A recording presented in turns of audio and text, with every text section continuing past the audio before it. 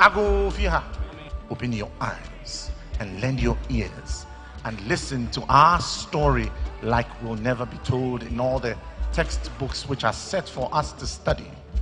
Mind you, broaden your scope and let us be honest with ourselves, my people. Some things are difficult to address, yet who will bail the cat? The book catalogs all the stories that have defined the Fourth Republic from the beginning until the end.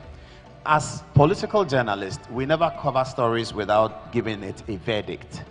So from page 528 till the end, we call a set of stories the editorial stories. There we cast a verdict on most of the things we've written about and most of the things that have happened. I'll just read the headlines of the verdict, and when you get the book, you can read it.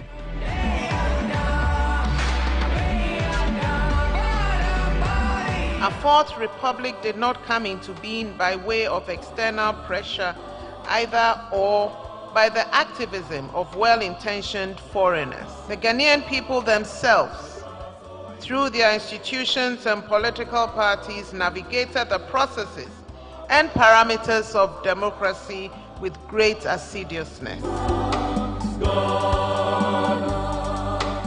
This book tells the story of how this navigation occurred and details the specific role of particular individuals, political parties, the Supreme Court, the Electoral Commission, and the security services. Distinguished ladies and gentlemen, it is now my great pleasure to declare this book by Paul Adum Otri formally launched. I thank you.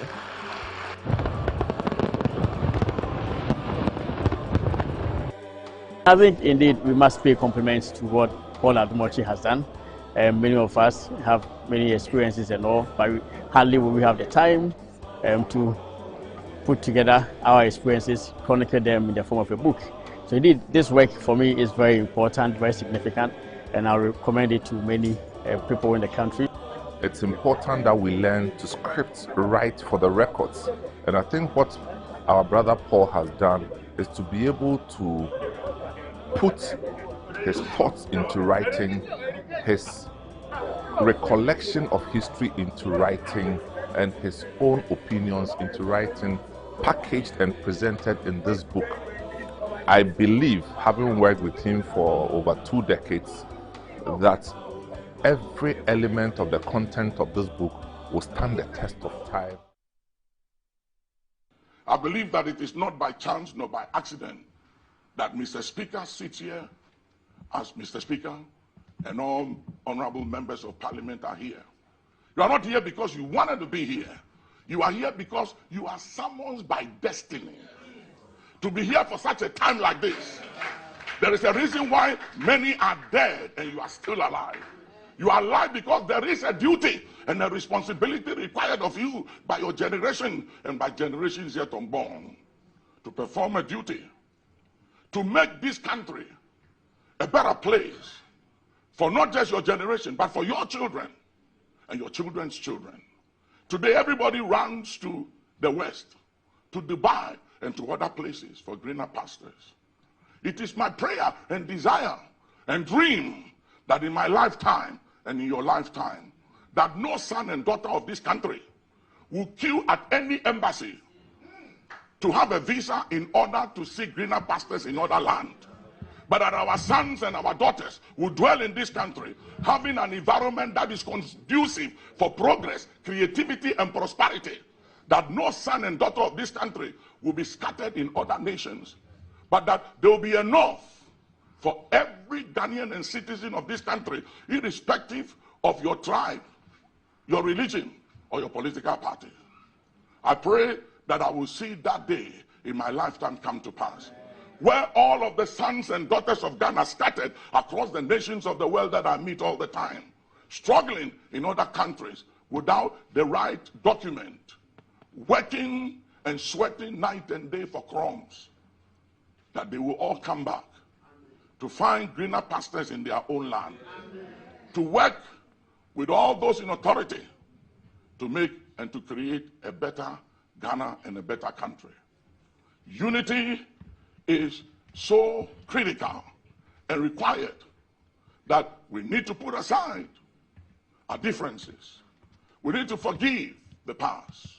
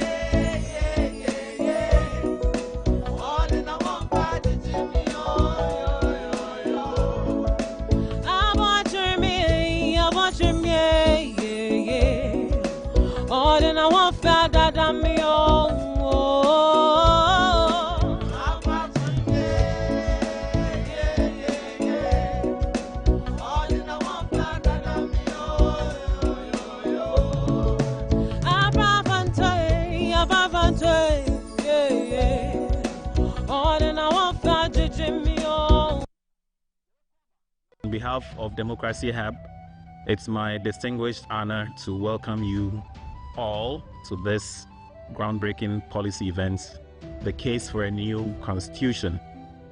Today marks the beginning of a critical journey, one that invites all of us to engage in meaningful dialogue about the future of governance and justice in Ghana. This event is not just a gathering of minds. It is the first step in creating an intellectual community committed to reimagining our nation's constitutional framework. As we embark on this journey, we are guided by a singular vision, a new constitution for a new generation.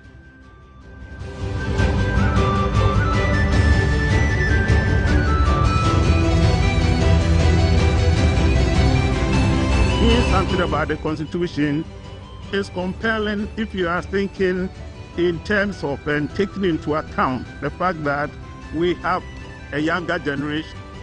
Those of us, people in my generation, who had experienced life under authoritarian military regimes and the like, may have a different attitude to the democratic system we have today. That may not apply necessarily to the younger ones. A new constitution offers us an opportunity to do more than revise. It allows us to redefine. It is a chance to articulate a vision for the future that is rooted in the experiences and aspirations of today's Ghanaian. It provides a platform for an inclusive dialogue about the kind of society we want to build and the values that should underpin it. Question is, if you take the entire constitution and the things Oliver mentioned there, the recommendation is 478. So the recommendations alone are even more than the entire articles of the Constitution, which tells you that there's a fundamental conceptual problem.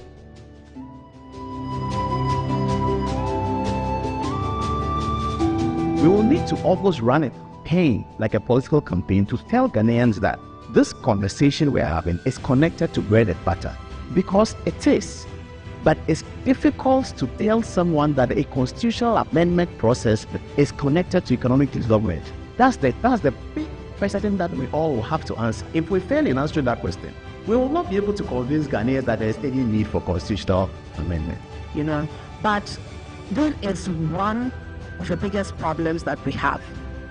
Is it that at the time they were thinking a woman cannot ascend that to a position that high, such that we have to limit all the provisions in the Constitution.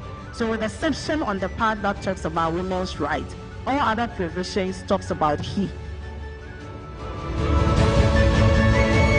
when you begin to think about it in that way, then the question as to whether we should be putting everything on the Constitution, I have my doubts, because I take the new finance minister who is entering office right now. If he goes and completely mismanages the economy, what's going to happen to him?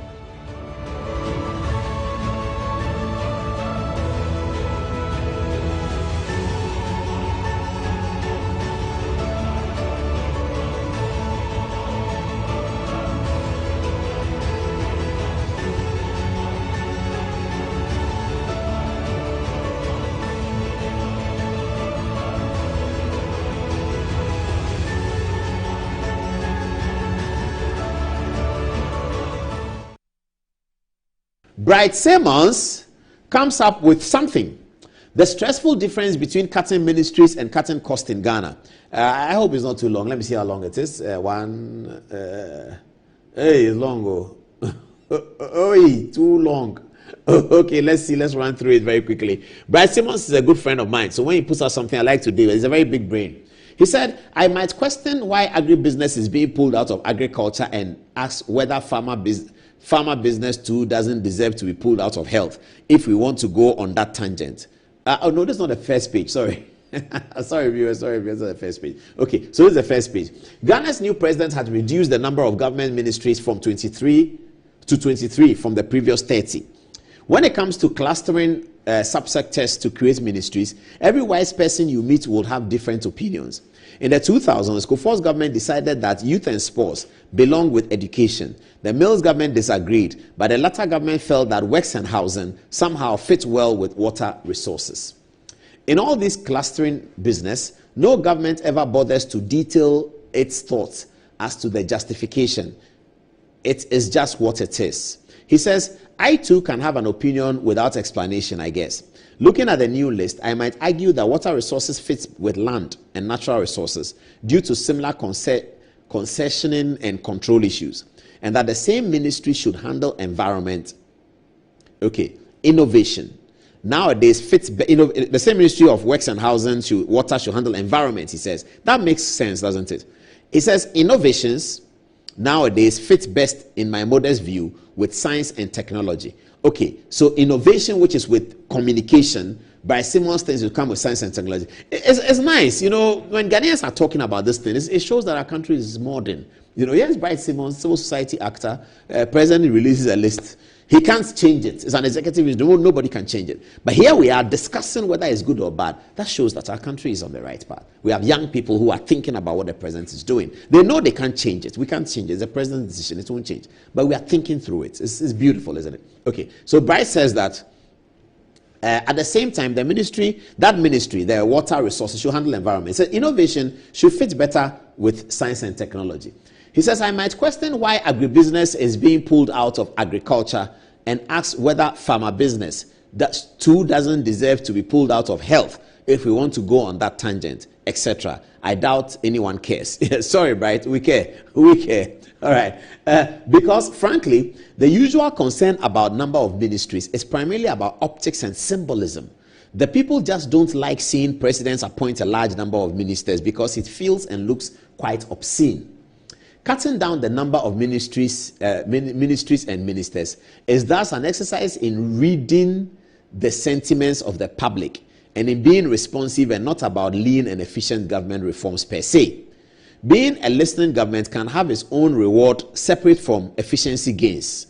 To actually move in the direction of government efficiency, you must ask whether the thousands of workers in collapsed ministries would leave the government payroll or would simply be distributed. Okay, what's Bryce Simmons saying? Basically saying that it's not just about the ministries, it's about the departments, how many people you have here. He says, how come we never touch the actual agencies where 98% of public workers and government businesses reside? Ministries are merely the tip of the iceberg. Agencies like the police, the Ghana Education Service, the Ghana Revenue Authority are far heftier. State-owned enterprises like GMPC and ECG matter in every respect of spending efficiency than 60% of the ministries. How come we never touch the actual agencies? He says, where 98% of workers work. will there be less spending on bureaucracy across government as a whole following the reduction in the number of ministries? Where are the financial numbers to prove this? If you went back in history and compared spending on office of government machinery before and after listening governments cut down the number of ministries, you might be surprised to see that the expense tends to increase year on year regardless. Furthermore, ministries are very varied. There are some, like the Ministry of Chieftaincy and Religious Affairs, that received on average less than $5 million a year as its entire budget. The funny Ministry of Parliamentary Affairs gets barely $600K a year. Okay. Ministries like that and the other one for business development won't be missed by anyone. They look like nuisance. On that score alone, citizens like to see them axed, but their total burden on exchequer is puny. Okay. So Bryce Simmons is basically saying that let's have a proper critical assessment of the government workforce and see whether we need all of them. But I think that I'm guessing Bright, who is not a politician, does not understand. I think he understands some of it. He's suggesting that President Mahama is satisfying the political question, and perhaps the government knows that this is not going to reduce the budget. But this is politics. This is elections. This is electability. This is listening to the people. So that's what he says President Mahama is. We all agree with that. But there's not much wrong with taking a step to listen to the people. There's not much wrong. Actually, it's positive. But his concern is whether it will generate results or not. Let's wait and see. We just need an explanation of the recreation and then the youth one, and then we move on. I believe that it is not by chance nor by accident that Mr. Speaker sits here as Mr. Speaker and all honorable members of Parliament are here. You are not here because you wanted to be here. You are here because you are summoned by destiny to be here for such a time like this. There is a reason why many are dead and you are still alive. You are alive because there is a duty and a responsibility required of you by your generation and by generations yet unborn to perform a duty to make this country a better place for not just your generation but for your children and your children's children. Today everybody runs to the West, to Dubai and to other places for greener pastures. It is my prayer and desire and dream that in my lifetime and in your lifetime, that no son and daughter of this country will queue at any embassy to have a visa in order to seek greener pastures in other land. But that our sons and our daughters will dwell in this country, having an environment that is conducive for progress, creativity, and prosperity. That no son and daughter of this country will be scattered in other nations, but that there will be enough for every Ghanaian and citizen of this country, irrespective of your tribe, your religion, or your political party. I pray that I will see that day in my lifetime come to pass, where all of the sons and daughters of Ghana scattered across the nations of the world that I meet all the time, struggling in other countries without the right document, working and sweating night and day for crumbs, that they will all come back to find greener pastures in their own land, to work with all those in authority to make and to create a better Ghana and a better country. Unity is so critical and required that we need to put aside our differences. We need to forgive the past.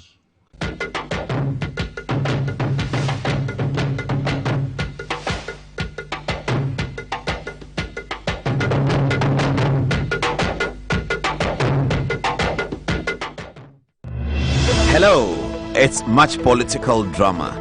Much ado about so much. Kisia Jabin, the special prosecutor, says he hasn't heard about Zoom or any technology that allows video interaction with people who may be far away. He seems to want Ken Ofori-Atta before him to satisfy what appears to be his personal complexes and a real vendetta against a man he may hate for not agreeing to heed the OSP's humongous budget request for more bulletproof cars in the past. Consequently, ladies and gentlemen of the media, the OSP declares Kenneth Nanaya Ofori-Atta a wanted person. He is a fugitive from justice. The OSP will take all necessary legal steps to secure his return to the jurisdiction and attendance at the OSP. And this is to Mr. Ofori-Atta. You have two choices. You can either return to the jurisdiction voluntarily, or the OSP will enforce your return. Kisi also alleges that Ken Ofori-Atta staged the raid on his own house and contracted former military captain Richard Jakpa to lead the raid. Ridiculous, isn't it? But we shall deal with it. Also, after Richard Jakpa had been released by the army, that he was unfit to be a military officer in 2014 by the revered Brigadier General Ahiaglo, who also happens to be the husband of the Minister for Tourism, Jifa Gomashi. Why is it then that Richard Jakpa, who has been released from the army, is leading a platoon of soldiers who are paid by the taxpayer to raid the house of another taxpayer? Where is Defense Minister Dr. Omane Boama? What does he have to say about this? Also tonight, Attorney General Dominic Ayine says he dropped some of the cases because his private law firm was engaged as defense counsel, and that continuing the prosecutions could be morally untenable. Also, Dr. Ayine indicates to us that the Venerable Chachu Chikata may be a limit to the Attorney General's power of nolle prosequi. Why do we say that? We'll learn more on Good Evening Ghana tonight. It's getting very, very interesting. Also on the side, whilst you were not watching, the GMPC CEO has already been fired, but he has been given a new job as the head of GOIL. We wonder why there are such early changes in the energy sector. All of this, Good Evening Ghana, tonight, live in the studio, on TV, online, on Facebook, on YouTube.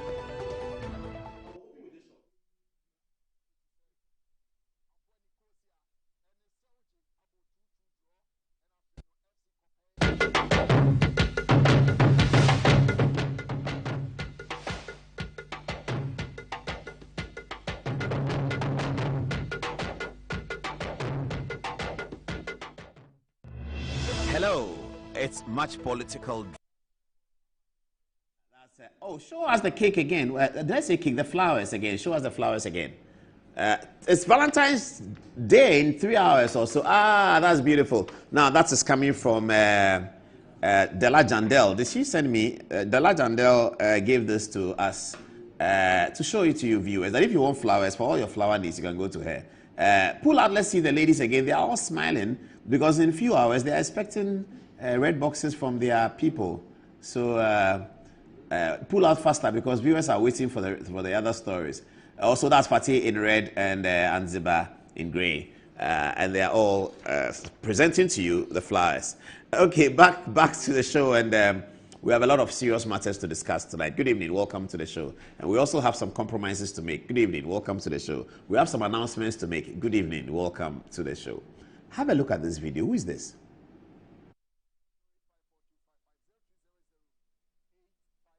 The house of the former Minister for Finance and Economic Planning.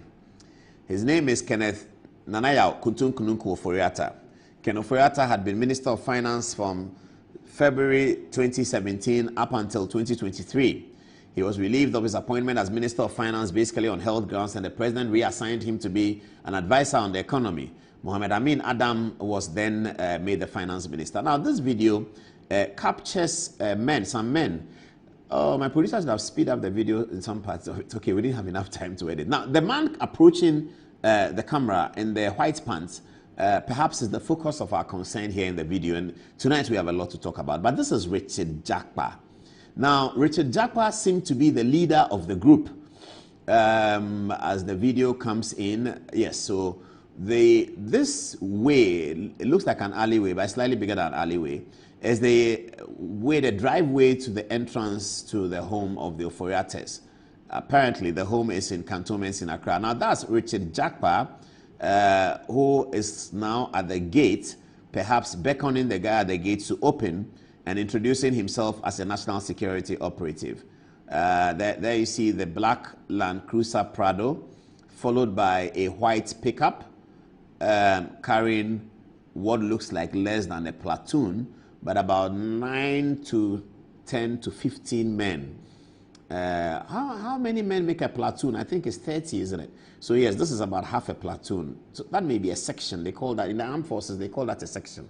A section, 3 sections make a platoon. So actually, a section is about 10 men. So Richard Jakpa led a section of military people. Now, so you see the first one of the military people get out from the pickup. He looks quite calm, but heavily attired. Now, all of these things that he's wearing and that the gun that he's holding is actually paid for by the taxpayer. So that's the another shot of the video now comes in. We can see the vehicle now being allowed in.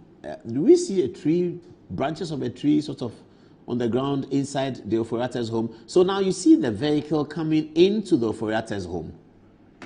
You know. Yeah.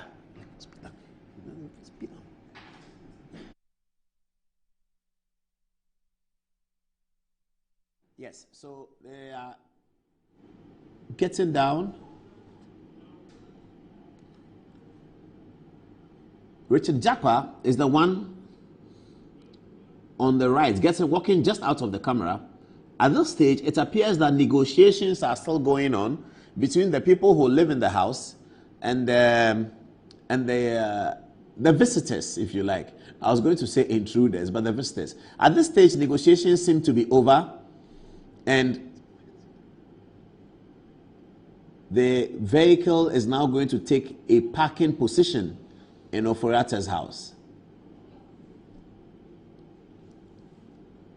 This is Ken Ofori-Atta's house, viewers. This is the first time you are seeing this video. You may have seen it in photographs, but this is the first time you are seeing the video.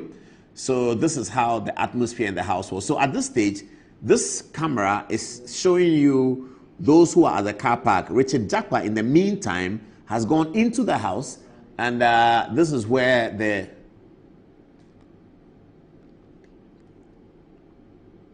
Richard Jakpa comes back into the Prado, and he's asking for something. On the first review of this video, we noticed that he was collecting a weapon. Apparently, he asked for a pistol. Yes, that's the pistol. Oh, you should have paused there, producer, so we can see it. That's a pistol that he wielded. Richard Jakpa goes in there to collect a pistol. Yes, that's, yeah. You have it.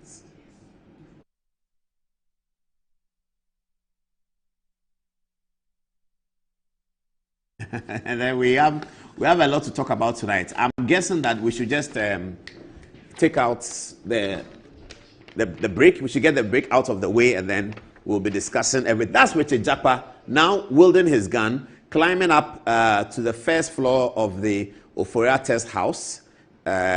He just gets in and says he's come with national security. He goes to the vehicle, collects a gun. Now that's the family being marched out there.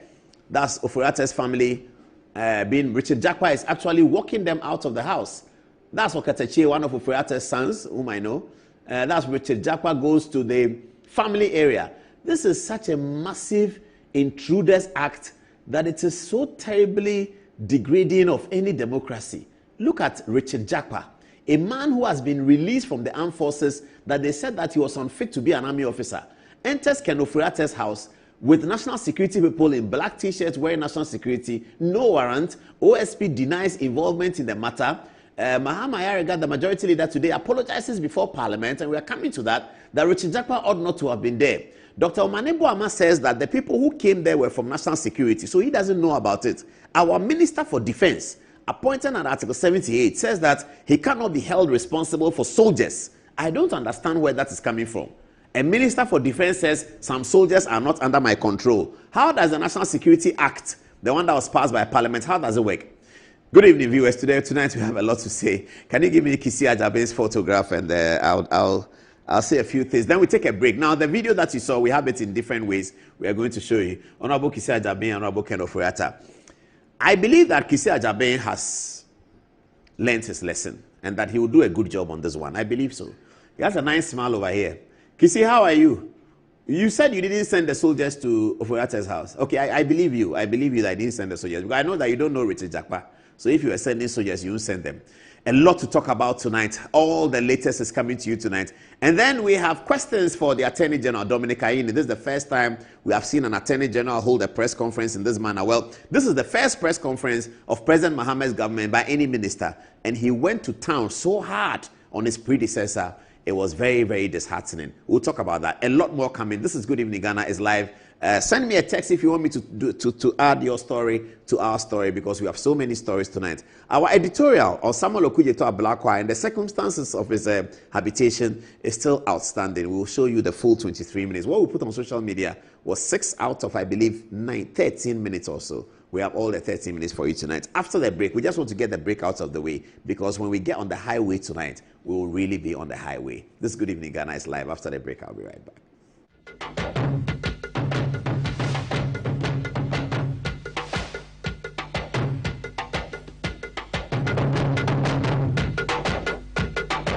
The enhanced protection of Star Motor Third Party Extra from Star Assurance, an enhanced motor third party insurance policy that provides cover for loss or damage to your vehicle's windscreens, side mirrors, back glass, and other glass components. Whether it's a crack or major damage, you can drive with the assurance that your vehicle is well protected. Our commitment to you includes affordable coverage options and a claims process that is both fast and straightforward, so you spend less time dealing with paperwork and more time on the road.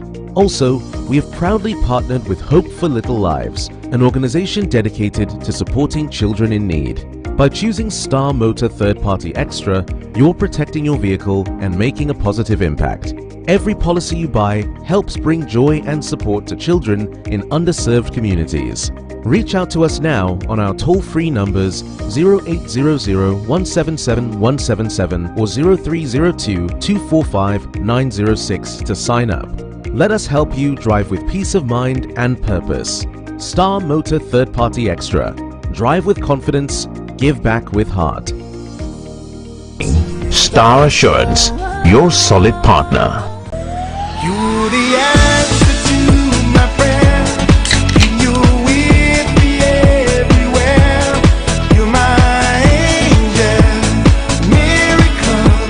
You're all I need tonight. Give me shelter from the rain. You breathe life in me again. You're my angel, miracle. You're all I need to know tonight.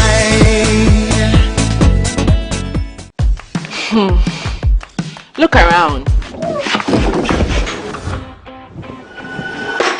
Home also need a makeover.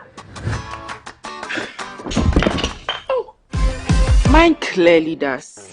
So we went to Ashroom and found the Como collection. It had everything we're looking for and more. Merchant furniture for the entire home, designed with you in mind. Where's Como collection? Dressing up is just a breeze. Always ready with a perfect accessory. A magic dressing mirror. One look and you're ready to face the world. Or at least the kids. A bed perfect for young men who want a table that turns into a treasure chest. And finally, a sofa with this grand TV unit for family time at home. Head over to any Ashphone store now and discover the new Como collection. Ashphone, feel it, know it.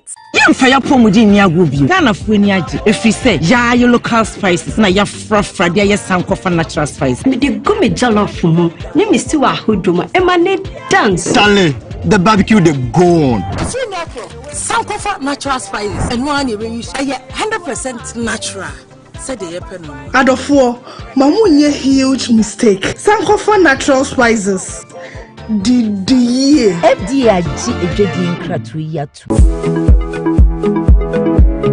Sometimes the unexpected happens and the hero falls down in his own story. But he needs not stay down for long. Cosmopolitan Health Insurance is your trusted health partner. Whether an individual building a business, with Cosmopolitan Health Insurance, your medical care is our concern. For the best health insurance solutions for corporate institutions, groups and associations, families and individuals, choose Cosmopolitan Health Insurance from our over 700 accredited health service providers nationwide. Call us on 0302 540 668 or 0501 678 547 for all your health insurance solutions. Cosmopolitan Health Insurance, your medical care is our concern.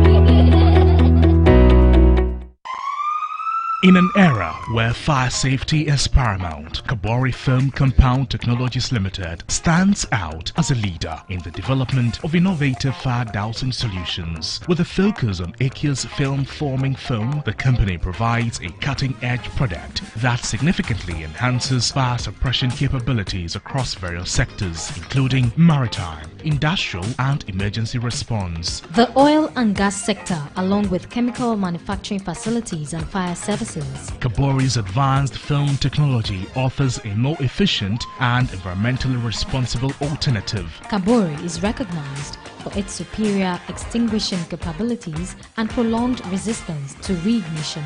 Kabori's product is certified by the Ghana National Fire Service, the Ghana Standards Authority, the Environmental Protection Agency, and the Nigerian Standards Organization. Kabori Film Compound Limited is situated in Nsawam within the eastern region of Ghana. For inquiries, reach out to them on 0245 885 288 or 0244 514 048. You may also contact them via email at info@kaborifilm.com. Kabori Film Compound Technologies Limited, providing film compound solutions to help institutions.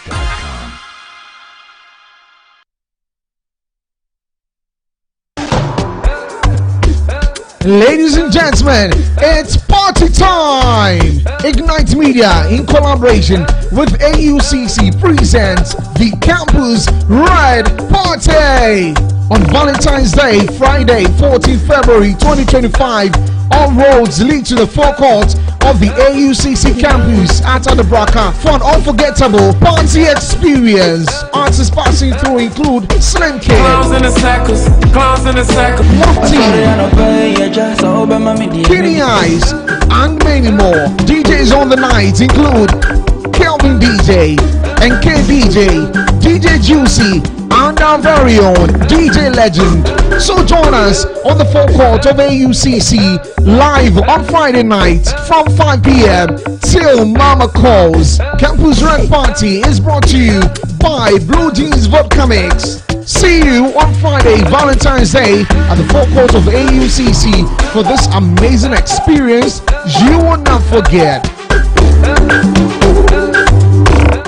Family members have free school.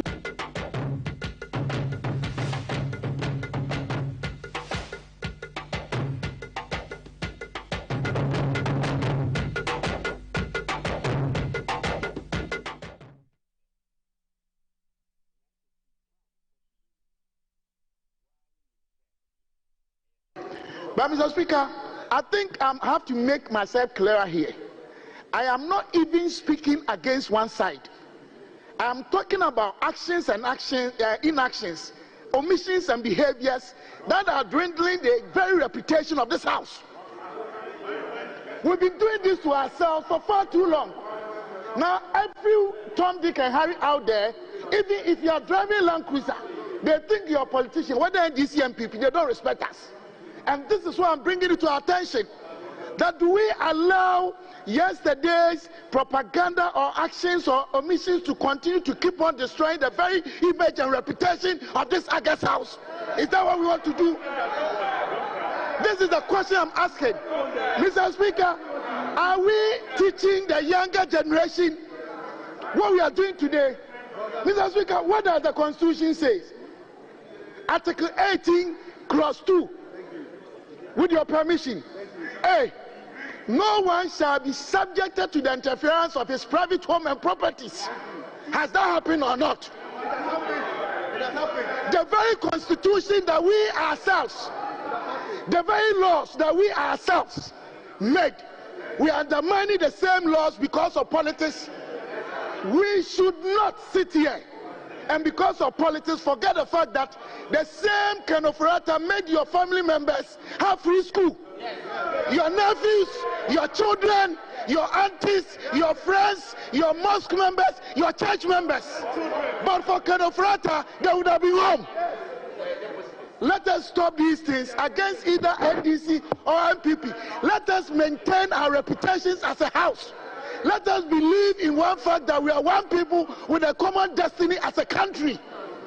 All these things we must stop. That is what I mean. Yesterday's politics we should forget, because we are destroying each other. And we call ourselves honorable members. We all deserve that. But please, Mr. Speaker, what I'm trying to tell the House is that sometimes, because of politics, we say these things, we think we are joking. But those out there, they believe in what we say and they disrespect all of us. Let us protect each other. Let us keep the dignity of this House intact and portray to the people out there that, yes, we have changed. Mr. Speaker, I am ending by telling each and everyone, especially my brothers and sisters from the other side, to repent. To repent. These behaviors must be stopped. We don't do that to ourselves. Look at Honorable Agoja, very respectable, our leader, respectable. We are all respectable members. But because of politics, I should call you thief, you are this, you are that, and when you go out there, you want people to respect us. I think this should be the last time for all of us. Let us show love and constructive discussions. Constructive conflict. Conflict C type, not A type. All members conclude. Mr. Speaker, in conclusion, I would like to re-emphasize the point that Ken Ofori-Atta, until proven guilty by court of competent jurisdiction, cannot be described and defined as somebody who is criminal. Thank you very much. Hello, it's much political drama. Much ado about so much. Kisi Ajaben, the special prosecutor, says he hasn't heard about Zoom or any technology that allows video interaction with people who may be far away. He seems to want Ken Ofori-Atta before him to satisfy what appears to be his personal complexes and a real vendetta against a man he may hate for not agreeing to heed the OSP's humongous budget request for more bulletproof cars in the past. Consequently, ladies and gentlemen of the media, the OSP declares Kenneth Nanaya Ofori-Atta a wanted person. He is a fugitive from justice. The OSP will take all necessary legal steps to secure his return to the jurisdiction and attendance at the OSP. And this is to Mr. Ofori-Atta. You have two choices.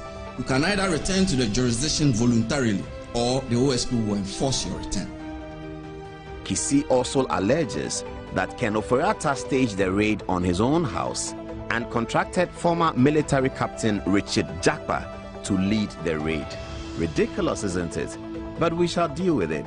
Also, after Richard Jakpa had been released by the army, that he was unfit to be a military officer in 2014 by the revered Brigadier General Ahiaglo, who also happens to be the husband of the Minister for Tourism, Jifa Gomashi. Why is it then that Richard Jakpa, who has been released from the army, is leading a platoon of soldiers who are paid by the taxpayer to raid the house of another taxpayer? Where is Defense Minister Dr. Omane Boama? What does he have to say about this? Also tonight, Attorney General Dominic Ayine says he dropped some of the cases because his private law firm was engaged as defense counsel, and that continuing the prosecutions could be morally untenable. Also, Dr. Ayine indicates to us that the Venerable Chachu Chikata may be a limit to the Attorney General's power of nolle prosequi. Why do we say that? We'll learn more on Good Evening Ghana tonight. It's getting very, very interesting. Also on the side, whilst you were not watching, the GMPC CEO has already been fired, but he has been given a new job as the head of GOIL. We wonder why there are such early changes in the energy sector. All of this, Good Evening Ghana, tonight, live in the studio, on TV, online, on Facebook, on YouTube.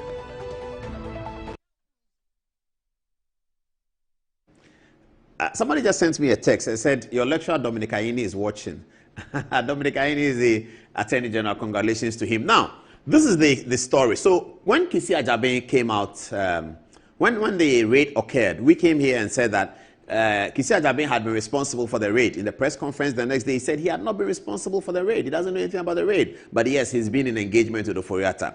And Richard Jakpa here is been confirmed by Majority Leader, then Leader of Parliament, Mahama Yarega, as being the one in the video. We have just edited the videos better. We're going to show it to you in greater detail just a minute. But let's focus on Kisi's press conference. Let's show you the first video we want to talk about. This is the first video from Kisi Ajaben's press conference. Have a look.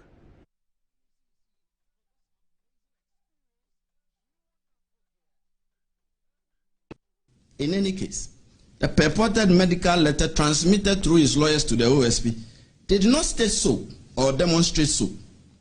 The OSP is unconvinced that the purported medical letter transmitted by Mr. Ofori-Atta through his lawyers to the OSP represents a medical report to the effect that Mr. Ofori-Atta is incapacitated or is so sickly and invalid to the extent that he is physically unable to return to the jurisdiction without imperiling his life. No serious law enforcement agency, and certainly not the OSP, will be convinced that the purported medical letter stops it from demanding the physical appearance of Mr. Ofori-Atta before it in the described circumstances. We are of the firm conviction here that this is only a ruse employed by Mr. Ofori-Atta in aid of his intention to avoid returning to the jurisdiction and to personally answer questions in respect of the investigations. We are convinced that the real intention of Mr. Ofori-Atta is what was communicated to the OSP in the very first letter transmitted by his lawyers on 31 January 2025. That is, he has left the jurisdiction indefinitely. That was what was communicated to us at the first instance, and that is his intention. He has no intention of willingly returning to the jurisdiction. That much is clear to us.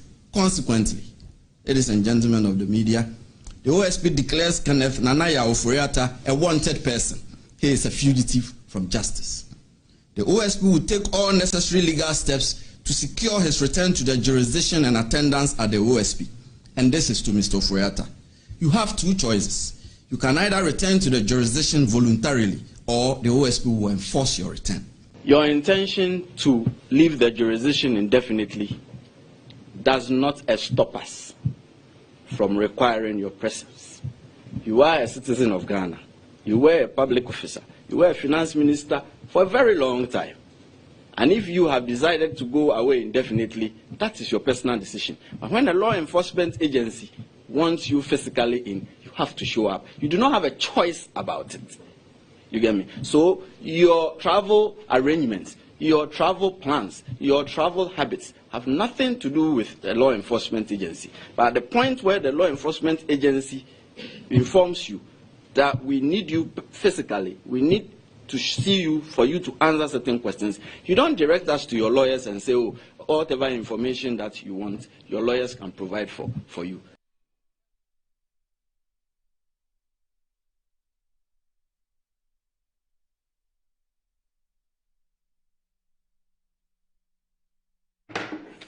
That was what Kisi Ajaben said. He said Ken Ofori-Atta is a fugitive from justice. You know, these days the world has become global, and Ken Ofori-Atta is Ghana's former Minister of Finance, and he's been abroad. Even when Ken Ofori-Atta was minister, he spent quite a bit of time abroad on health ground.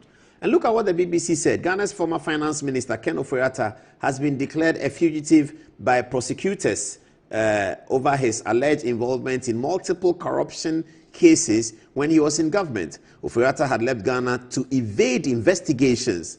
This is the BBC. Ofori-Atta had left Ghana to evade investigations, and all necessary steps will have been taken to bring him back, Special Prosecutor Kisi Ajaben said. Ofori-Atta had been accused of causing financial losses to the state, including over a controversial national cathedral, which remains a hole in the ground despite the alleged spending of $58 million which is 46 million pounds of government money. Ofori-Atta has not commented on the allegations. According to Ajabin, the ex-minister's lawyer said he was out of the country for medical reasons. Ajabin told a press conference that Ofori-Atta, 66, failed to attend an interview with the Office of the Special Prosecutor despite being told that he was a suspect. I mean, this is where the problem is. I mean, Ofori-Atta is not a fugitive from justice. It's not about Ofori-Atta, viewers. It's not about Ofori-Atta. It's about Ghana, the government of Ghana, the people of Ghana, the Black Stars, anybody who is connected to Ghana. The Black Stars being a football brand that also represents Ghana. It's about the flag. It's about this. It's not about Ken Ofori-Atta. A man has been Minister of Finance for your country, and then the next thing they hear is a fugitive from justice. It tells on your country. Have you ever heard America saying that the former Federal Reserve guy is corrupt and that he's stolen money and that he's dug a cathedral hole? Whether a cathedral hole has been dug or not, it is our hole. It is our cathedral. It's our gain or it's our loss. It is necessary that our public officials begin. That's why I like my producer playing the tape of Stephen Amwa. Just those of you who have been watching on social media, Stephen Amwa talking about it. It is very important that we understand that when we make these pronouncements internationally, it affects us. You know, I believe Kisi Ajabe will do a good job on this one, but these are the things we need to check.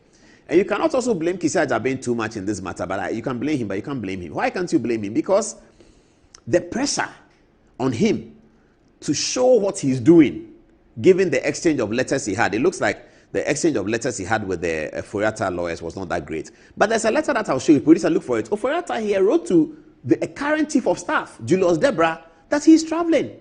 And that if for any reason there's anything, they should contact him. I'll show you that letter in a minute. Ken Ofori-Atta wrote to Julius Debra that he was traveling because your former finance minister will need you.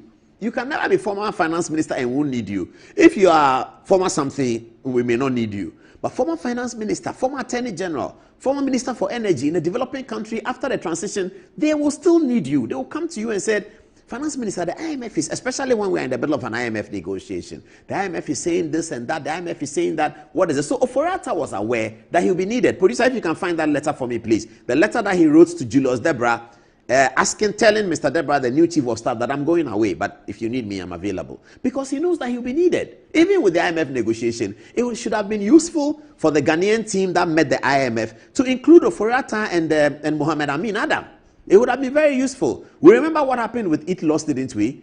When Gloria Kufu was fighting Itlos, she went with those who she had, her predecessors. They were part of the Itlos. So, Kisi Ajabe, if you can't find that, let me know so I move on the conversation. Okay, but it's on my phone. I'll get it for them later in the show. But Ken Ofori-Atta, let this go on record, that Ken Ofori-Atta had written to Julius Debra that he was leaving the jurisdiction. Okay, now let's have Kisi Ajabe and Richard Jakpa back, and then we talk about the rest of the stories. We talk about the rest of the stories. So we are going to focus. Kisi Ajabe says that he was not responsible for the raid that was taken by led by Richard Jakpa, and we know that that is correct. Okay, so let's. What do we have here? Mahama Ayariga apologizes to Ken Ofori-Atta for security raid at his residence. Yes, in this apology rendered by Mahama Ayariga earlier today, he apologized for the security raid at Ken Ofori-Atta's residence. He didn't quite say anything about Ken Ofori-Atta being a fugitive from justice, but he also said that the Richard Jakpa leading the event will not happen again. This is what I'm going to do, viewers. I'm going to take text messages now, but over the text messages, you will be seeing the Richard Jakpa video. So, producer, get it correct. Show them the Richard Jakpa, the entrance, the long video. Show them that whilst they take the text message, and by the time they come, it will be ready. Yes, so this is why we think that Kisi shouldn't have said what he said. This is Black's Law Dictionary definition: fugitive from justice. A person who, having committed a crime, flees from having committed a crime. What is a crime? A crime is what the law says. When the law says you have committed a crime, that is when a text can say you have committed a crime. Sedina Tamaklo is the fugitive from justice. I've seen people putting her photograph on social media. She has been convicted by a court. She's in America that she will not come. OSP, I don't know whether you've seen Sedina Tamaklo, but you should have a look at that. It says, a person who, having committed a crime, flees from justice of court where crime was committed, or departs from his usual place of abode and conceals himself within the district. A person who, having committed or being charged with a crime in one state, has left his jurisdiction and is found within territory of another state when it is sought to subject himself to criminal processes, Ken Ofori-Atta cannot be called a fugitive. So, Kisi, please, don't say that. Let me see the photograph of my three gentlemen. I'm going on to the Richard Jakpa story, but I'd like you to see the entire video whilst I get you some particular aspects of the video. This is Richard Jakpa here. Kisi Adabin says he was not responsible for the raid that Jakpa covered. One thing Kisi said is that the raid may have been staged, and we now know that if it was staged by some people somewhere. Mahama Ayariga now says that they apologize for it. And so government is saying, this is the Minister for Parliamentary Affairs, and the matter came on the floor of Parliament. Government is saying through Mahama Ayariga that they did not send Richard Jakpa to go to Ken Ofori-Atta's house. The story shouldn't end there. Who sent Richard Jakpa to go there? Let's take our text messages. As soon as the messages start, let's start rolling the video. And then by the time we come back, we have the specifics of the video that we want them to see. And then we swing the story over to the Attorney General with his maiden press conference. A very interesting one about the reasons why he has dropped some of the cases. That's a big story tonight coming up. So let's start text messages. Who do we do first? Fatih will tell us the first message. Happy Valentine. Thanks. So, coming from Nana Ekiamabwatin, he says Ghana has not benefited from this special prosecutor. All he knows is to organize press conferences and be speaking big grammar as if that is what Ghanaians will eat. He is just wasting our resources. Now, Samuel Feriba says, after hearing the OSP's press conferences, I could conclude emphatically that Kisi Ajabin is frustrated for not making any necessary arrest. As regards to such, he wants to use Honorable Ken Ofori-Atta as a scapegoat to clear his shame. No matter what he does, he's gaffed 100%. Coming from Ajawuddin Nana Kofi says, it's quite unfortunate and unpatriotic to read on social media that you allegedly stated Ken Ofori-Atta must carry his own cross. If indeed you made such comments, I find them deeply troubling. Ken Ofori-Atta, like any other individual, may have his flaws, and you may have personal reasons for disliking him. However, on the matter of the Office of the Special Prosecutor seemingly using him to revive its dwindling credibility, denigrating the image of a former finance minister through what appears to be witch-hunting and selective justice should be of national concern. Even criminals caught at crime scenes are entitled to respect for their human rights. How much more someone who has been summoned for an investigation and whose legal representatives have cooperated with the OSP. Today it is Ken Ofori-Atta, tomorrow it could be one of us. As a member of parliament and a representative of the NPP during these trying times for a senior patriot, the least expected of you is the kind of sentiment attributed to you on social media. We live in a country where individuals who serve selflessly are often degraded, reduced to nothing and branded as criminals due to partisan politics. This trend must stop.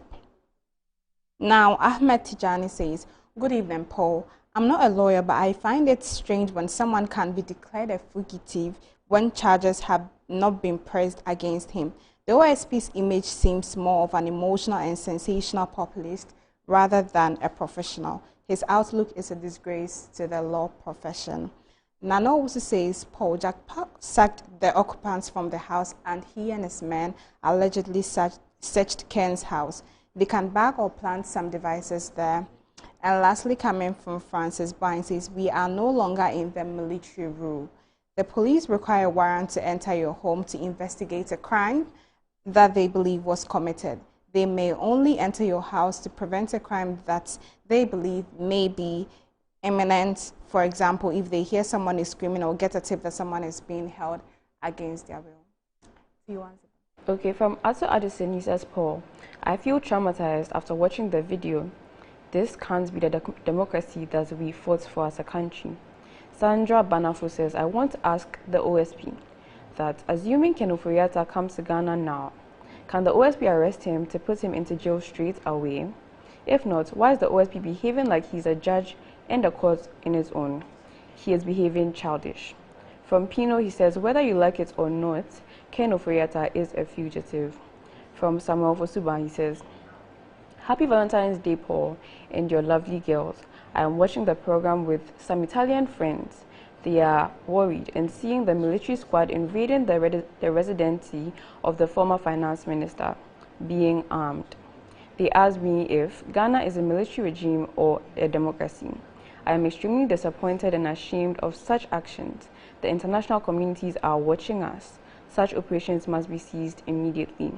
From Nana Owusu, says Paul, remember during the Ato Forson's trial, Jakpa told the whole nation that he was not a member of the NDC. We all know now that he was lying about it. From Anthony Ayakwa, he says, Ghana is not safe. Without a warrant, an ex-military man can just walk into anyone's home wielding a weapon. At this rate, democracy is under threat.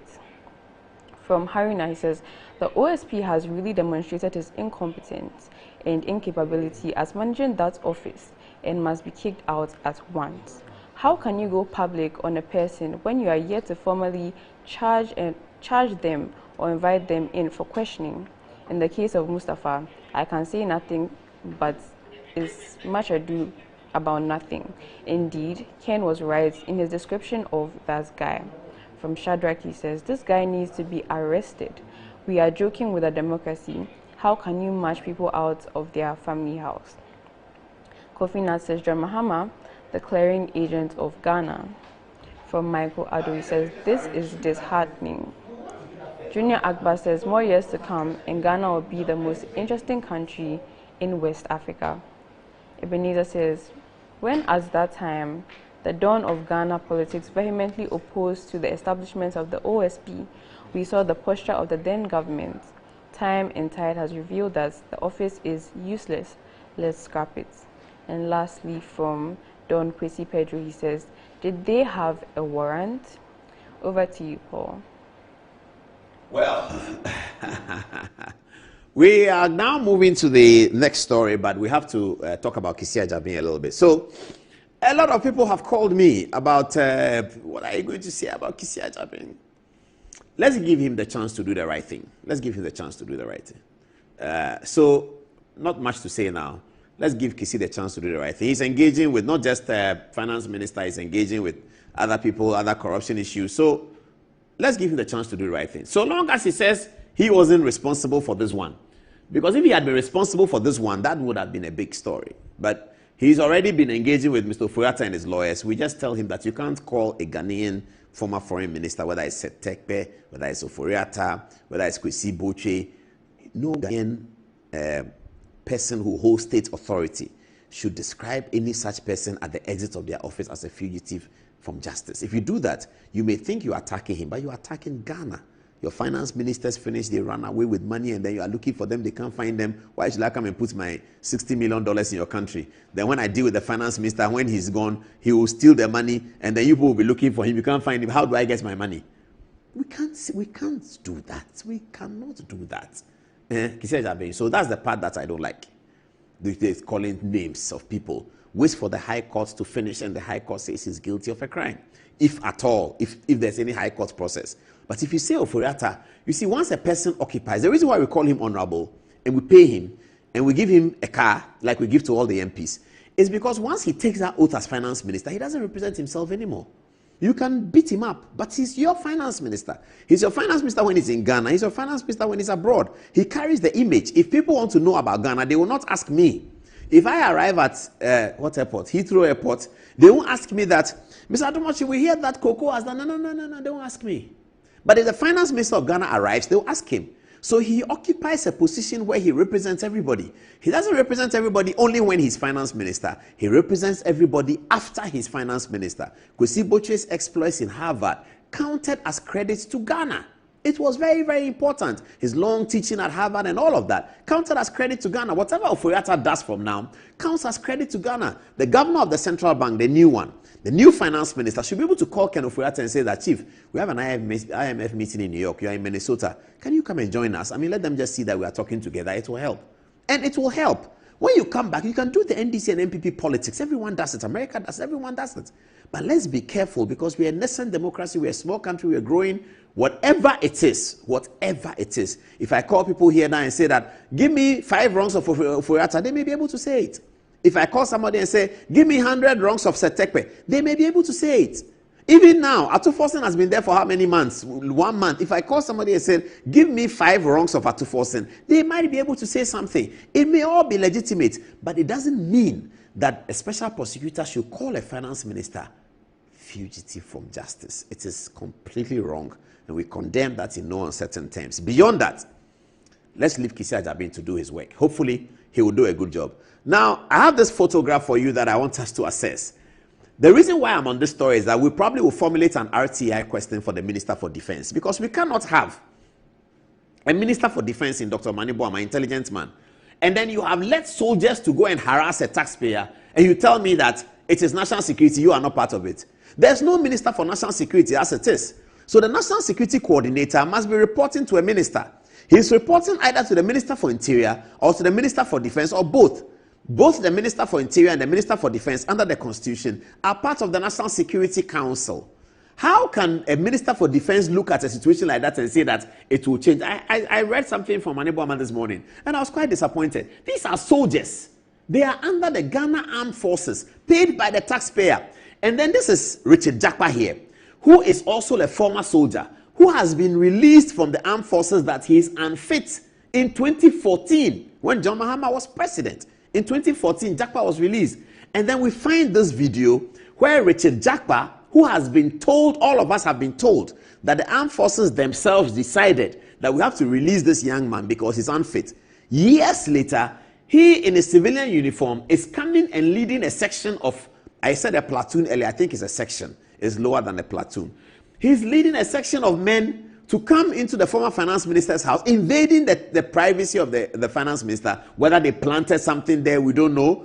And then he took a gun. So when the thing started, this is Richard Jakpa in this video. Let me open it up a bit for video viewers to see. Can I open it? Oh, it's actually very full of the screen. So this is Richard Jakpa here, demanding or requesting a gun from this soldier. Let's look at the next photograph. Do we have a next photograph? Okay, maybe they'll put it on. Let's look at the next photograph. It will come. Okay, now in the second photograph, you will see that the man has handed over something to him.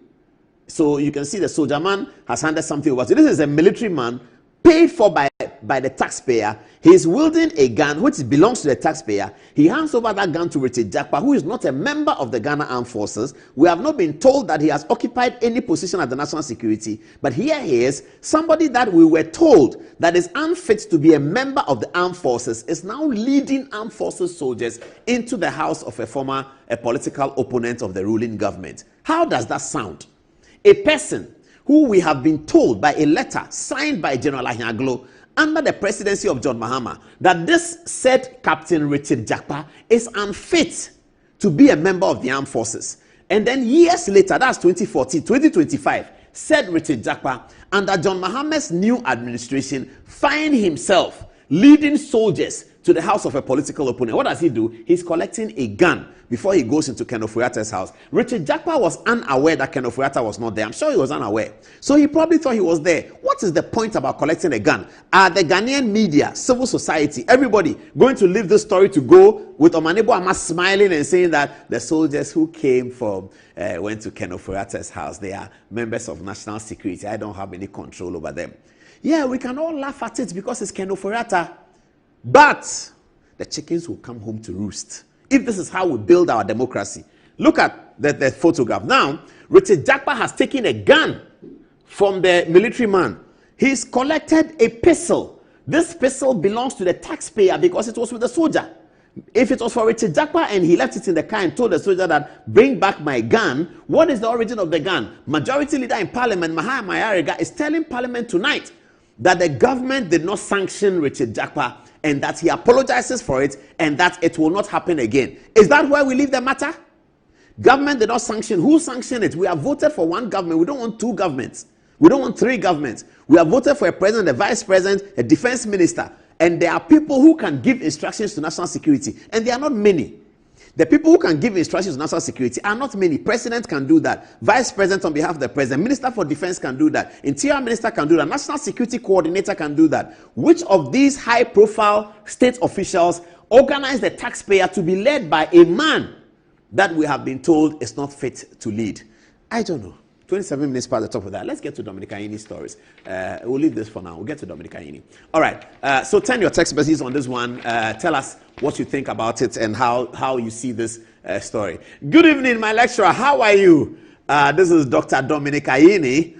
Dominic Ayini is a friend of this show because in 2021, when the NDC were very unhappy with us, he graciously accepted to be interviewed here on the election petition in which he was participating. He had some difficulties in those days that Eni Eboa, the learned Chief Justice of the day, also reported him to the General Legal Council, but that's not the story for tonight. Dominic Ayini has come forward to respond to calls about the Attorney General's decision to enter Nole Prosequa.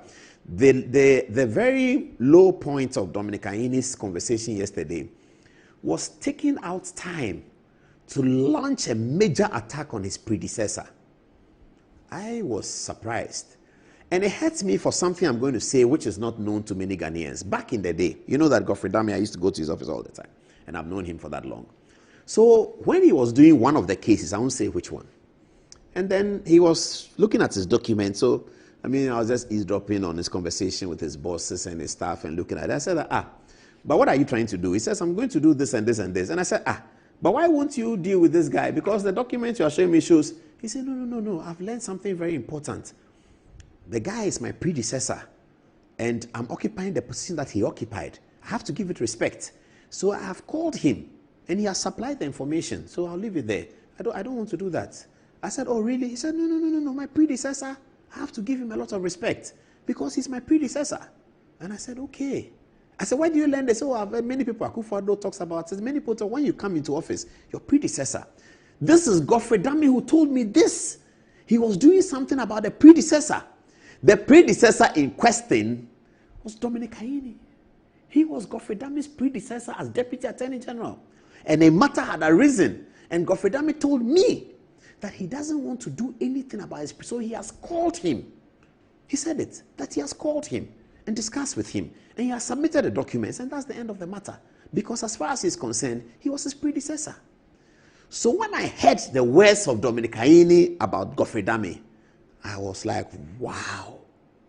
I know that in political showboating and in political sparring on Good Morning Ghana, Good Evening Ghana, on Obi's program, Ekosi saying, politicians do that. So I've heard Tamaklo mention Godfrey Dami, talk about him, and I think all of that is allowed. Godfrey Dami himself laughs about it. But when the learned Attorney General takes office and holds his maiden press conference and calls his predecessor the names that he did, to the point where the journalists ask him that you have called your predecessor all these names, are you going to take an action on it? And he says, I will keep that to myself. But in terms of publicizing the material, and that's the word I want to use, publicizing the material against Godfrey Dami, he had no hesitation in doing that. He did that without any hesitation. When he was asked that, given all what you have said, are you going to pursue? For the journalist to ask the Attorney General that, for the journalist to suspect that the Attorney General may be willing to press charges against his predecessor, that should suggest to you viewers, if you didn't hear the press conference, the kinds of words he used against Godfrey Dami. That's why the journalist said, are you going to press some charges against him because of the words he used? And he said, I'll keep that to myself. Anyway, good evening, sir, once again. Let's get to his press conference now, where he started by explaining, he gave, I think, 3 reasons why he has decided to discontinue some of the cases. One of the early reasons he gave was that some of the cases involved, his law firm has something to do with it. Let's hear the Attorney General. These cases were the Republic versus Kesial Atoforsen and another, and the Republic versus Ofosu-Ampofo and another. This is because I was deeply involved as counsel in these 2 cases. In the case of Republic versus Atoforsen, I was not counsel on record, but my junior partner, Godwin Kujo Tamaklo, also known as Eduji, was a counsel on record. As a team, we discussed our strategy in chambers, and I was involved in reviewing legal arguments and in some instances, authoring some of the arguments that we filed in court. I believed then, and still believe now, that the Honorable Atoforsen was a victim of a political witch hunt and that he had no case to answer in that trial. These cases were the Republic versus Atta Forson and another, and the Republic versus Ofori-Atta and another. This is because I was deeply involved as counsel in these two cases. In the case of Republic versus Atta Forson, I was not counsel on record, but my junior partner, Godwin Kujo Tamaklo, also known as Eduji, was a counsel on record. As a team, we discussed our strategy in chambers, and I was involved in reviewing legal arguments and in some instances, authoring some of the arguments that we filed in court. I believed then, and still believe now, that the Honorable Atta Forson was a victim of a political witch hunt, and that he had no case to answer in that trial. When Dominic Ayini taught me law at the Faculty of Law, one of the principles that he imbibed in us was that the position of the court is legal authority. Anything else is not legal authority. The opinion of counsel is urged on the court. And when the court agrees with counsel, the position becomes the position of the court. When we consider legal authorities, we are not considering the opinion of counsel. We are considering the decision of the court. The ratio decidendi. Some say ratio decidendi. The ratio decidendi is what is authority. The learned Attorney General tells us that one of the reasons why he dropped the cases of Atta Forson and was that his law firm had been hired to be defense counsel. And therefore, it was incongruous or morally reprehensible that him, having taken a view that these clients of his were innocent of the charges preferred against them by the Attorney General, that now that by a political twist of events, the election of 7 December 2024, the consequence of that election is that he now moves from defense counsel into Attorney General and therefore prosecutor of the same cases, that he's unable to continue because he had taken a view that these his clients of his were not guilty. That's what the Attorney General said. The Attorney General says his view that the clients were not guilty still stands as his opinion on the matter that the clients were not guilty. The court has yet to rule on that. So he has not allowed the court to rule. He has the power as Attorney General to enter a nolle prosequi, which is one way, or to simply discontinue the action, which is another way. And either works, and he has power to do both. So viewers, and those of us who are apologists of constitutional law and constitutional amendment, the Attorney General says, this is a precedent that the Attorney General is setting, that every Attorney General or most Attorney Generals will be drawn from private law firms. Let's go way back. Geoffrey Bin, perhaps, is the only one who was not drawn from private law firms. Victor Usu was a private practicing lawyer. He became Attorney General. William Ofori-Atta, practicing lawyer. Ian Moore, practicing lawyer. Joe Randolph, practicing lawyer. They were all doing cases. They became Attorney General. Akins, in the PNDC era, practicing lawyer. He became Attorney General. This guy, Guzi Tano's father, Tano, practicing lawyer. He became Attorney General. Tony Forson's father, practicing lawyer, Attorney General for the NDC. Martin Amidu.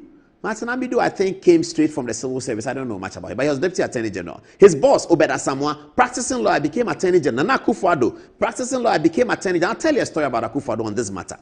So it is a very interesting matter. I hope that the Democracy Hub people are watching. Because Dominic Ayini says that because he had taken a position in his private life that these cases didn't have merit, therefore, that when now he has been transitioned as Attorney General, his view that the cases do not have merit is the reason why he has taken the position that the authority given to him by the taxpayer will be applied coterminous with his legal opinion as a private lawyer. I think that's wrong. I think that cannot be correct. There could be several reasons why Dominic Ayini will stop the prosecution of Ofori-Atta and Atta Forson, and he has the power to do so. In fact, he doesn't even need to tell us. So we are quite gracious, and I agree with Manasseh Azuri and all those people who are applauding Dominic Ayini for coming out to explain. It is facilitating democracy. But this reason that he gave, he must come back. One journalist asked him, And I'm going to play Johnny Hughes' questions, and I like the questions Johnny Hughes asked. One journalist asked him that, Attorney General, are you saying that all the cases that your law firm is... In fact, yesterday, I have to say that I was very pleased with the questions from the journalists. I mean, I was very, very happy with it. The quality was good. And I wasn't surprised when Dominic Aine, in addressing them, said that some of you may be lawyers and some of you are law students. Now, he said that because of the same thing I felt. When the person is asking, they say, this guy must have some knowledge of law. Because the questions they were asking him were very solid. I was so proud of the journalist. And I'll show you some of it. He was asked that, are you saying that all the cases that your law firm is doing, you will drop it? And then he started smiling. He was smiling. He said, no, it's not going to be the case. I felt sad. The Attorney General has stood on legs. He has stood on the ground that is now shaking. The ground on which the Attorney General stood to make that claim was horribly shaken and disintegrated. Because how do you tell us that your law firm was taking the matter, and that your view of the matter then was that the prosecution was wrong? The prosecution has started. You have become Attorney General to meet it. You enter nolle prosequi, no problem. But your reason for entering nolle prosequi or discontinuing cannot be that because your law firm was the defense counsel, the position that you took then as a private lawyer is the position that you impose on the Republic under Article 88. It's an abuse of power. It's an abuse of Article 88. You can't do that. Once you become an Article 88 appointee, you are no longer Feli and Ayini law firm. You are the Minister for Justice and the Attorney General for the Republic. You are the principal legal advisor to the government. Nothing to do with your law firm and the opinions generated thereof. The opinions generated in your law firm are inconsequential to your work as an Attorney General. You can come and say that since I became Attorney General, yes, I was prosecuting them. I have taken the position that these prosecutions are unnecessary, and I close it. But this reason he gave, that in my law firm I was prosecuting, no, we don't need to know all that. We don't need to know all that. Let's go to the second reason he gave.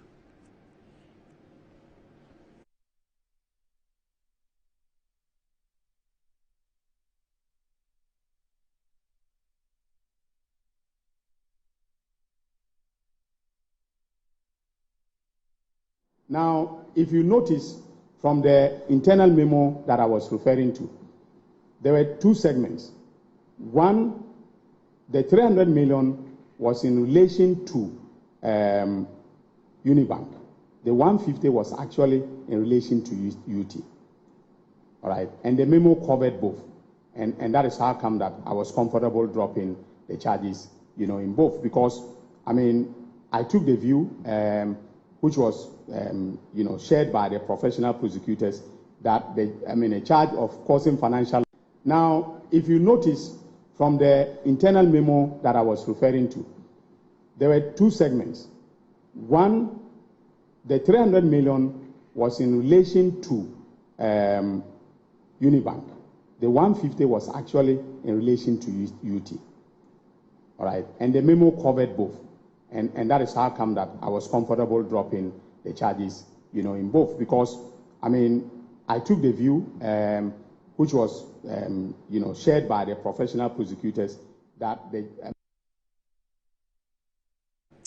Dominic Aine also said that the second reason why he dropped the charges was that there was a memorandum, very, very serious allegation he made, that there was a memorandum written by the attorneys at the Ministry of Justice.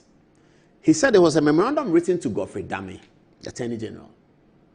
He says that the memorandum points to the fact that the Honorable Esiama, the current governor of the Bank of Ghana, and congratulations to him, by the way, the Honorable Esiama was not properly before the courts, that a memo had been generated from the state attorneys, and that's part of their work, to advise the Attorney General.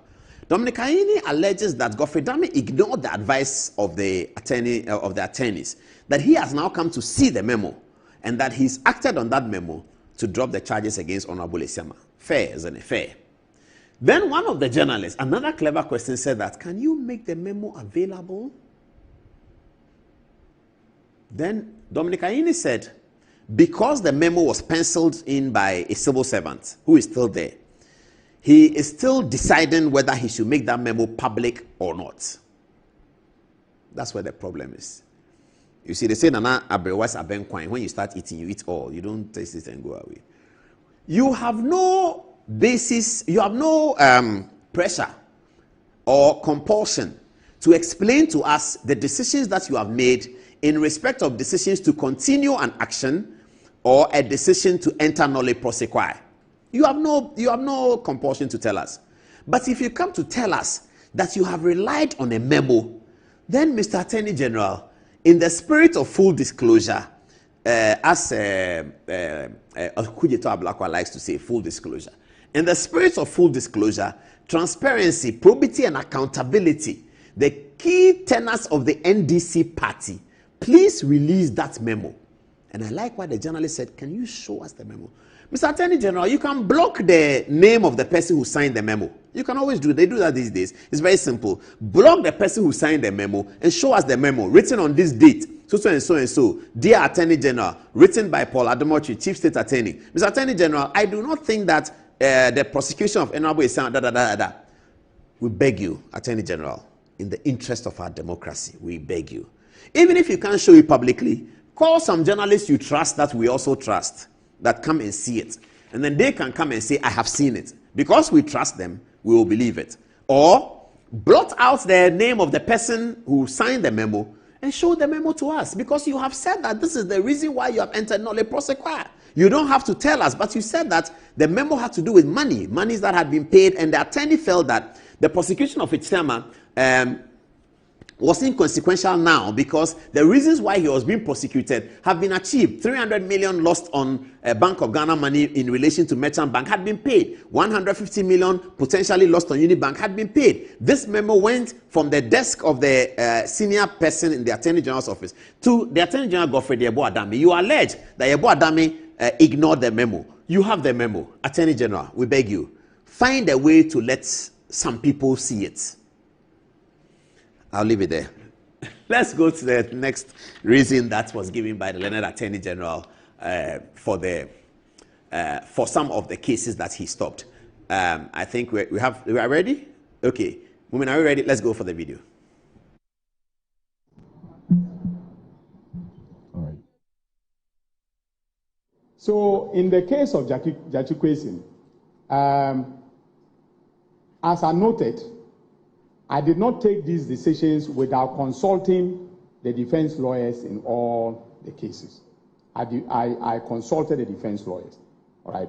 The reason for the consultation was so that I am not seen as acting in an arbitrary manner. Okay. So I decided to consult all the defense lawyers.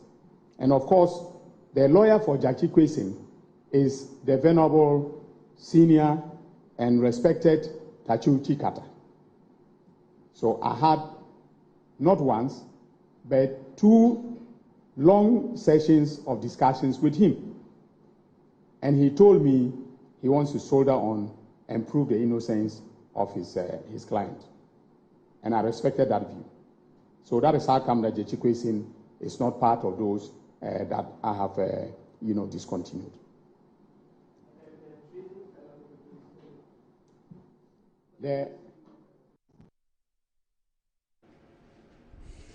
Good evening, sir. Once again, the Attorney General's reason has to be ventilated. The Attorney General's power to enter nolle prosequi is unfettered. It's a decision between him and the government. It's unfettered. Here's Attorney General telling us that he came to the conclusion of the nolle prosequi by engaging with the defense lawyers to ask them, I don't know what. But because Attorney General takes a decision that I mentioned nolle prosequi, he ought not discuss with anyone. If he discusses with someone, he doesn't have to tell us. But once he tells us, and the reasons sound awkward, we are bound to run commentaries on this like I'm doing now. Tachu Chikata is not the Attorney General. Tachu Chikata is a respected lawyer and defense counsel for Jackie Kwesi. The letter Attorney General is telling us that in coming to the conclusion to discontinue, he had to engage with defense lawyers. That is so dangerous and smacks of a lot of suspicion. Was there a trade-off? What is the Attorney General having a conversation with defense lawyers? If I'm defense lawyer and you say, come, I want to enter nolle prosequi for your client. Hooray! Go ahead, Attorney General, do it for me. Attorney General says he spoke to the defense lawyers for what? For what? So now, the unfettered power of the Attorney General appears clearly limited by the opinions of Senior Chikata. Because he said he went to Mr. Chikata, and Chikata said, no, don't enter any nolle prosequi, I will pursue it. Chikata is not appointed by President Mahama as the Attorney General. Article 88 is clear. There shall be an Attorney General who shall be the principal legal advisor to the government. All prosecutions will come through him, and a suit against the government shall be instituted against the office of the Attorney General. All Attorney General's actions of legal all criminal prosecutions shall be instituted in the name of the Attorney General. All actions against government shall be instituted against the Attorney General. So the Attorney General is an important office holder appointed by the President, and Ghanaians all expect that the Attorney General will not be working under the instructions of other people who are not Attorney General, except the President of the Republic.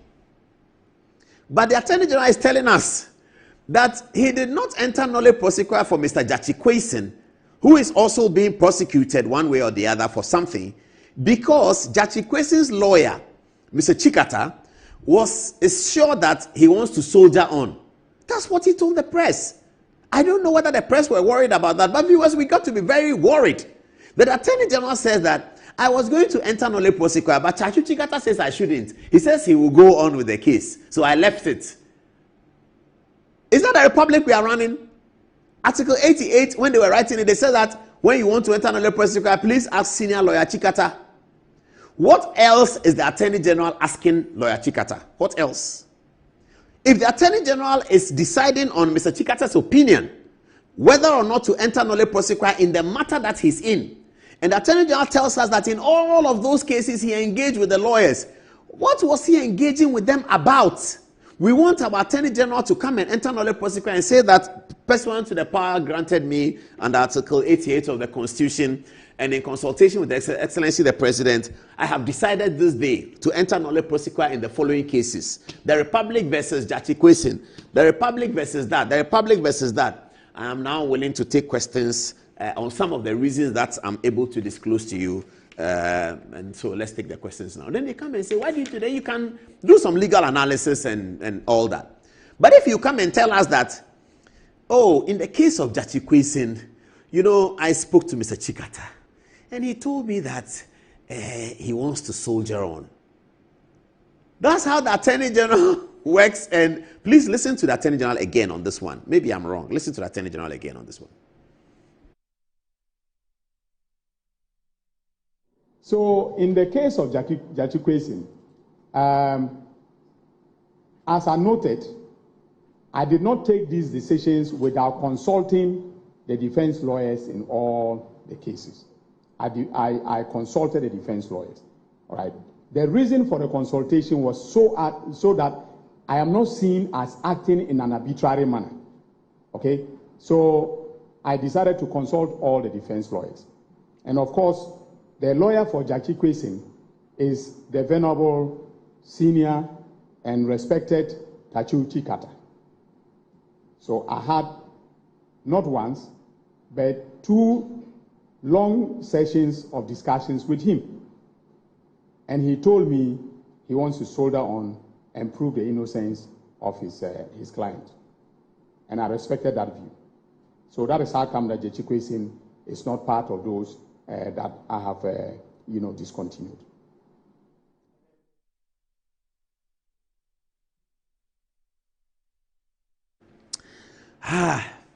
What more do I have to say? Okay, do they have the Richard Japa videos? I'm going to do some analysis of the videos as he attended. They don't have it. Let's take the text messages from what we've been doing on the Attorney General, and then we'll come back and deal with the 10 minutes right off of that, 11 o'clock. Good evening again. Thank you very much for staying with us. Things are getting tightened up, isn't it? Tighten up. Okay, shall I start with Fatih again? All right, Anzaba, what are people saying? Thank you very much, Paul.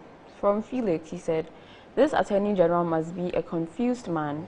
He seems to be overwhelmed by the office he's occupying. Such a flimsy excuse and opinion. I'm very sad for Ghana. From Barnabas, he says, detailing issues with facts, God bless you. Charles Osei says, Paul, your extensive knowledge and understanding has earned the admiration of many Ghanaians. Keep up the great work for Mother Ghana. From Gabriel, he says, but they were acquitted and discharged. Why the appeal? What did the recorded call say about the matter? Kwabna Bwampong says, Apostle Paul, where is Dami? Yao February says the Attorney General said he has no explanation to we Ghanaians for withdrawing high-profile cases, but he and his governments know the reasons for dealing with the oral cases and Mr. Ofori-Atta and co. We Ghanaians also expect the Attorney General to conceal the case against Mr. Ofori-Atta. From Daniel, he says, a judge in his own court, Attorney General, resetting in progress. Akwesi Chambo says, Paul, since no one in government is prepared to own up to Richard Jakpa's presence in Ken Ofori-Atta's home, can Ken sue Jakpa for unlawfully entering and taking his family hostage? Baba Arigariba says, Godfred Dami should be dragged to the legal counsel. And lastly, from Nana Kwame, he says, even John Mahama got away with the Airbus scandal. Over to you, Patti. All right, thank you, Anziba. So, coming from Bafo, it says, it seems your tone towards Kisia Jaben has changed. It's understandable self-preservation, but you should condemn his fugitive statement in strong legal framework. When did you realize he can do some good work? We still have not heard from the inquiry into the cost of his bulletproof cars.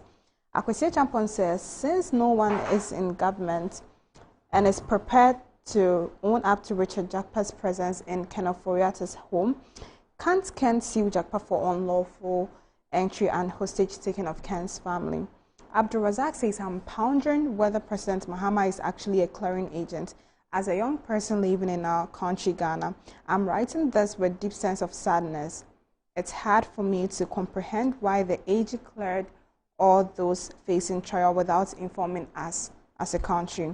It is necessary for us to demand accountability and answers from the AG. Most of them were facing trial because it resulted in a significant financial loss of the state.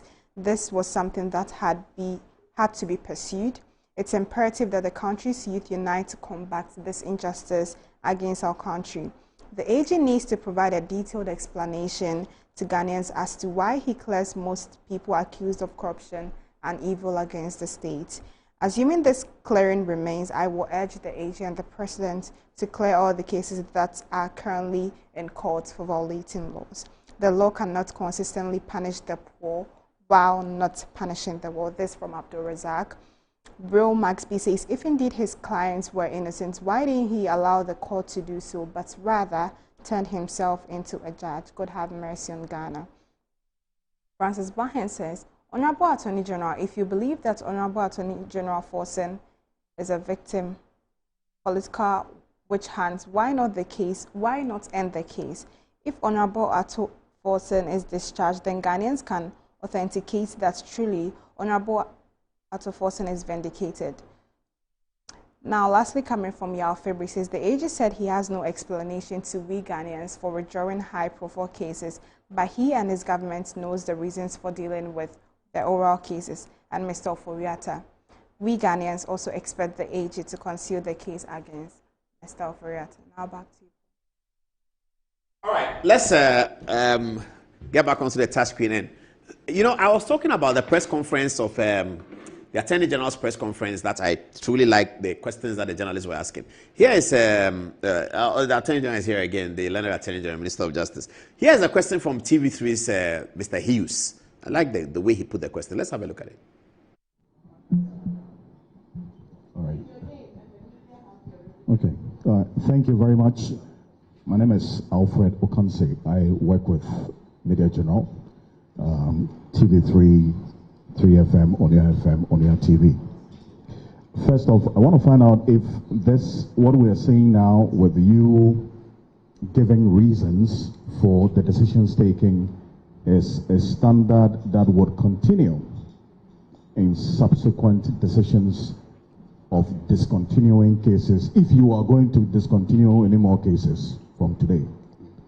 And then also, these persons who are affected by these cases that you have discontinued, Have any of them sought compensation from the state because of what, according to you, they have been subjected to, which you say is unfair? And then also, from the reasons that you gave, especially with reference to the Atta and the banking sector cleanup case, you referenced the unprofessional conduct of the former Attorney General. Are you minded or going to consider taking any action whatsoever against him if that's the position that you take because of the description that you give to some of the decisions that he took? And maybe finally, you give very detailed reasoning for the decision to discontinue the case against Dr. Siama. With the UMB, clearly, as indicated, 300 million has been paid, 150 million outstanding, and there are already measures to have UMB, that money, unlocked with CBG. But in the UT Bank case that he was involved in as well, what reasons did you have in discontinuing that charge against him? Thank you.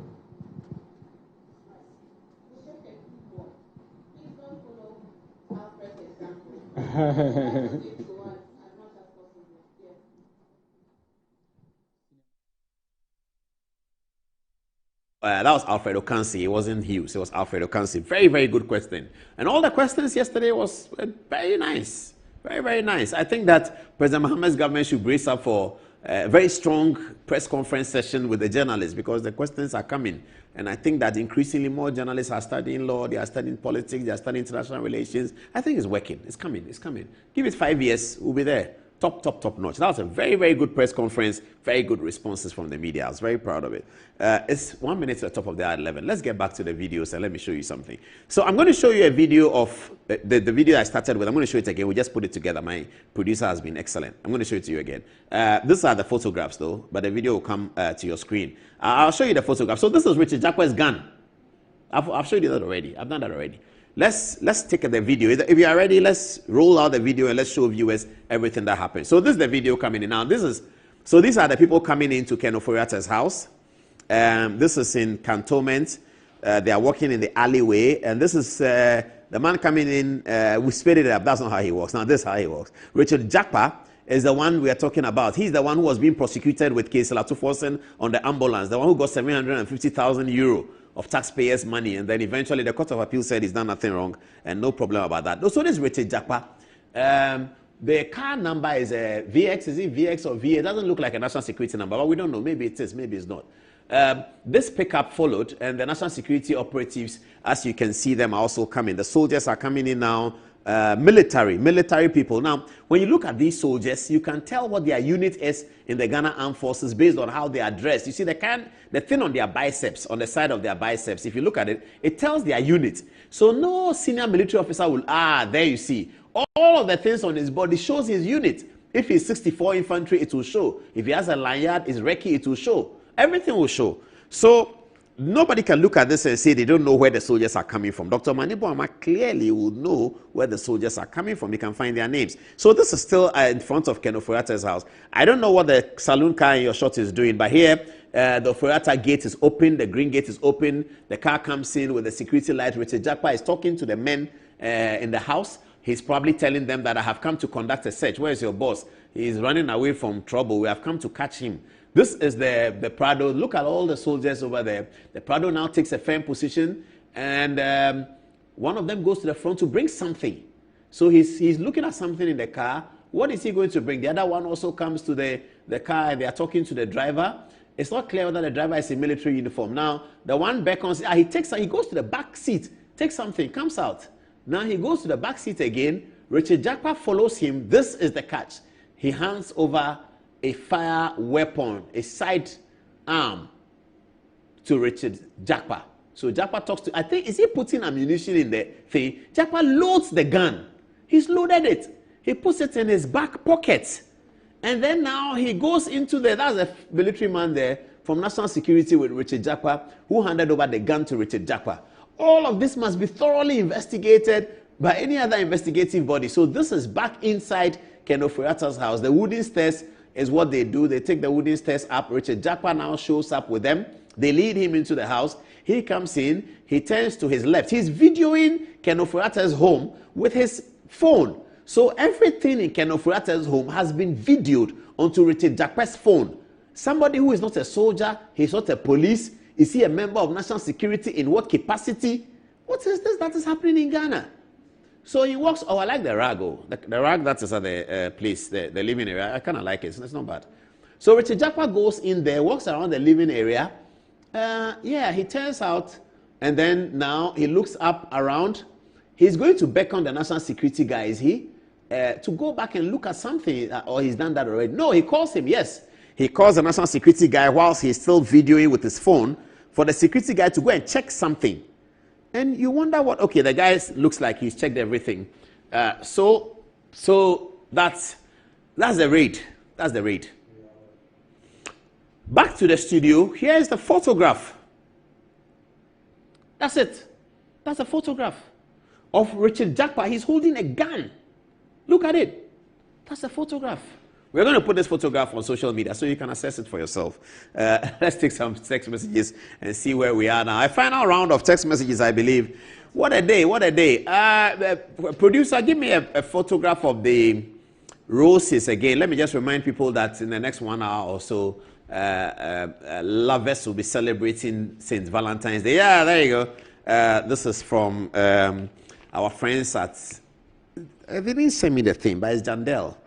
They have another company that does flowers. So that's it. Very, very beautiful. Really, really beautiful. Last round of text messages. Let me start with you. The lady in red, Fatih. Happy Valentine. What are people saying? Happy Valentine. Alhaji Bob Sidi says, I, Alhaji Bob Sidi, will always blame the best president, Nana Addo, for giving our opponents a gun to attack us. Why? From day one, I was not happy when Martin Amidu was appointed, and truly, he ended up attacking Nana Addo and calling him all kinds of names. Secondly, Nana Addo didn't learn any lessons from it and went ahead to appoint Kisi from nowhere.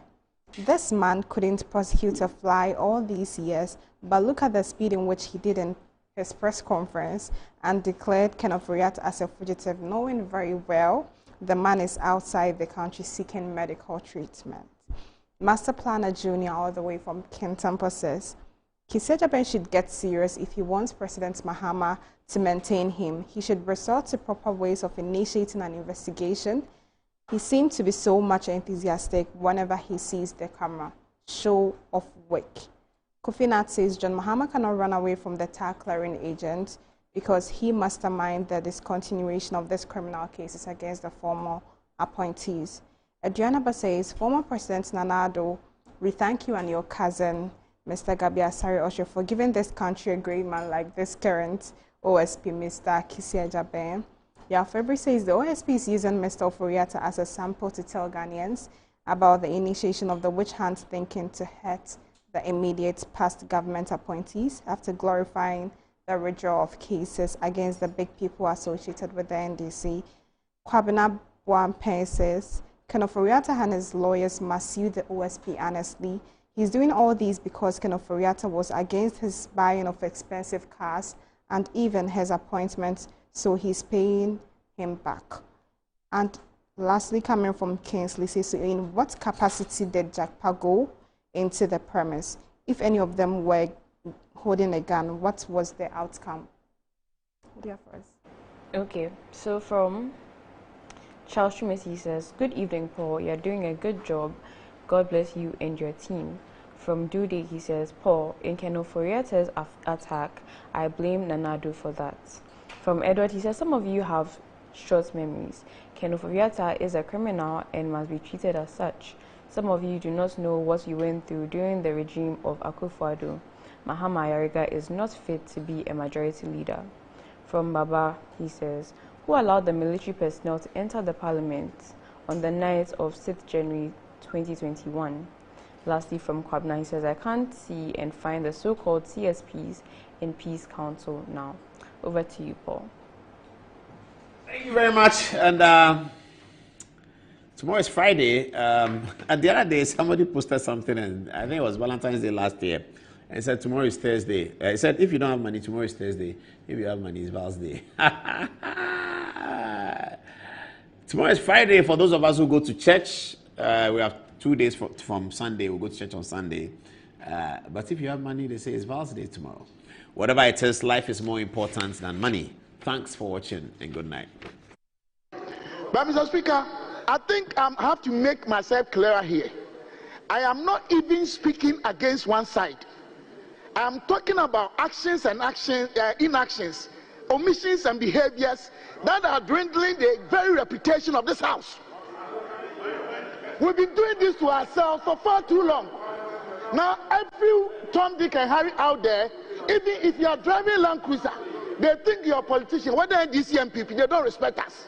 And this is why I'm bringing it to our attention. That do we allow yesterday's propaganda or actions or omissions to continue to keep on destroying the very image and reputation of this August house?